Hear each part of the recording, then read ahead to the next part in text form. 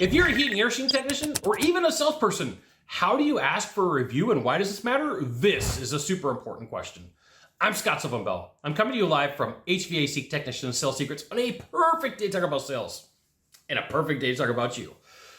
So here's the magic question. People say, hey Scott, I know I need to get reviews. How do I ask for them? Well, I'm going to give you a couple of word tracks. I'm going to give you a couple of scripts and you can pick the one that fits your needs the best. But here is the thing. Implementation is the key. And I want to encourage you that on the first try, you may possibly get a review, which is fantastic. On the first try, you may actually have somebody go, well, I don't know. That's okay too. But the thing is it's all about the repetitions. It's all about how many times you ask for it, and everything that you do gets better over time, right? It does. So I'm going to give you one version, right? And it depends upon where you ask this.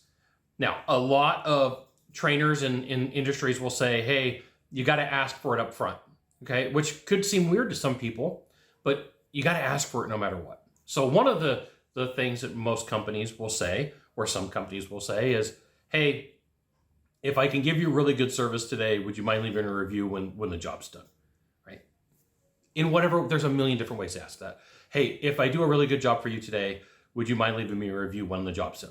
Hey, you know, if I do a good service for you today, would you mind leaving me a review when the job's done? Like, just short and to the point, okay? That's like version number uno, version number one.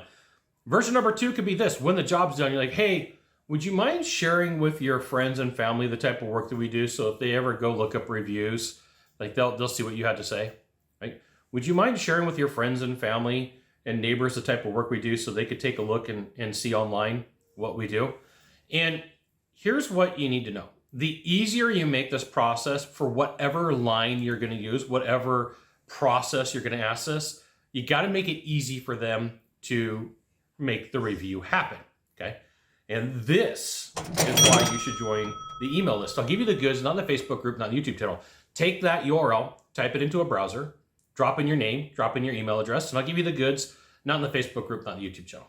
Okay, so we're talking about how to make this easy for the client, how to make this super easy for the client.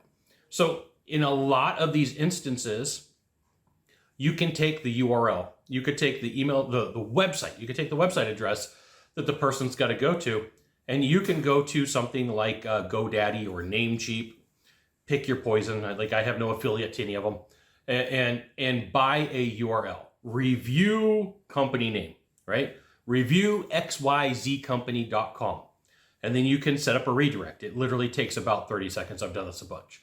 And you can sit down and say to Mr. and Mrs. Smith, hey, would you mind sharing with your friends and family and your neighbor the type of service we provide so they know how to use when it's time to get this service done? They go, yeah, how do I do that? Oh, review xyzcompany.com.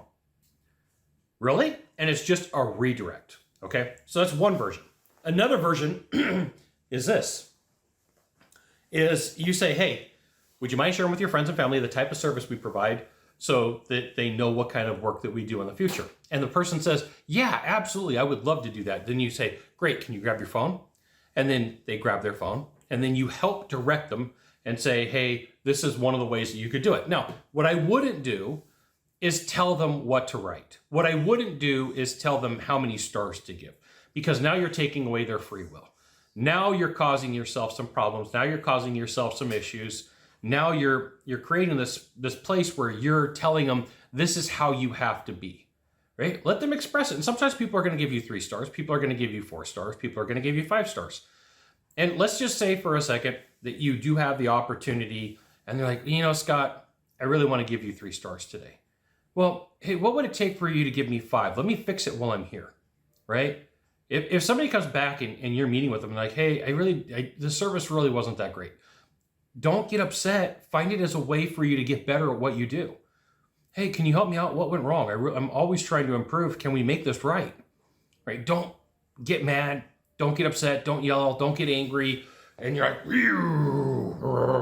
right? That doesn't do you any good. Like, you should go, hey, can you give me the opportunity to fix this? I mean, most people are going to be gracious enough to give you the opportunity when you're calm and when you're patient. There you go. That's how you ask for a review. You got the secret sauce. You just got to go implement. You got 1 of 3 things to do from here. Just 1 of 3. Find the subscribe button, click on it, and every time I send out a video, you'll get an update. 2, hit follow if this is social media. 3, share this video with a friend. We'll see you soon. Thanks for watching.